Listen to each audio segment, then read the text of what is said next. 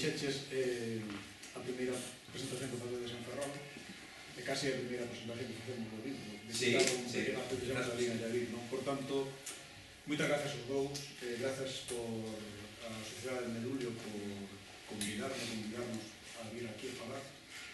Eu realmente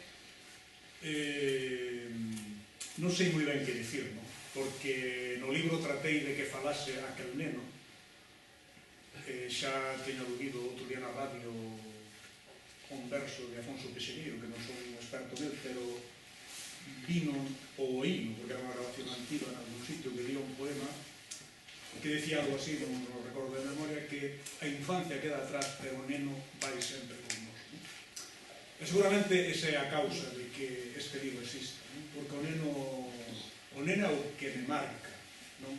É dicir, que me marca, quer decir que me continúa marcando, que me aguilla para que ande, que me frena cando me deixo ir, ou a vida que me foi levando, me leva por onde, ou trata de levarme por onde non debería, non? Entón eu creo que quen me frena é ese neno ainda, ese que mira aí con 11 anos.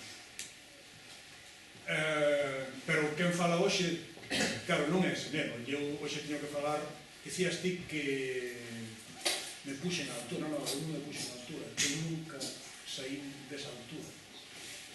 E se saio desa altura xa non son eu, nin o neno está en mí, nin pinta nada dentro do mundo. É dicir, e isto xa non dice o neno, di o que vai para velho, é dicir, eu teño conciencia de clase, que non sei se aprecia aquí ou non, pero eu nunca, ali había ricos e pobres, todos éramos pobres, pero dentro desa pobreza había clases. Os criados, que saen aí, moitos deles, Manuel da Cova, Concha de Campos, lóxicamente tiñan unha consideración social non equiparable a que tiña eu.